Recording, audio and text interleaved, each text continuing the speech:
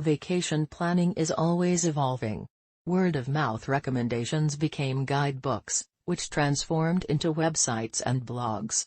Now it's possible to plan an entire vacation by searching through photos on Instagram. While guidebooks lend an air of credibility and comfort to vacation planning, turning to Instagram for recommendations gives travelers the ability to preview a spot practically in real time.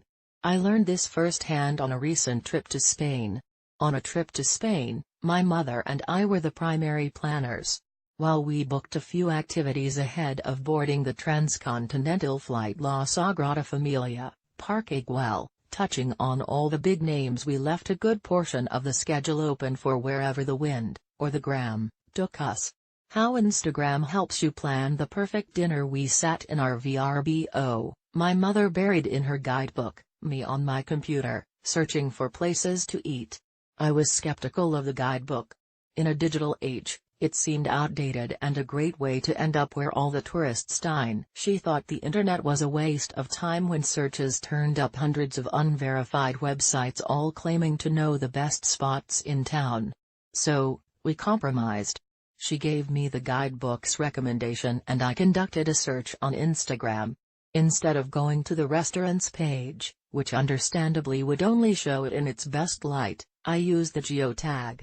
This brought up photos from all types of Instagram users, those who clearly mastered portrait mode and those who seemed to be using an iPod.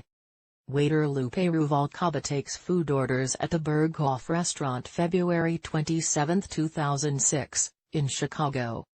Tim Boyle/Getty. It gave me insight into the vibe of the place. Did it seem like a local spot? Was it too fancy? Was it too casual? How was the food presented? Through other people's photos, I felt like I had real knowledge of the restaurant, not just manufactured marketing images. It also saved us from showing up to a highly touted restaurant we thought warranted our best dresses, but was adorned in rock posters with people wearing shorts and t-shirts. Instagram takes a hike. San Sebastian was the last stop on our trip and the place where we'd barely planned a single activity and had limited knowledge aside from the obvious beauty of the area.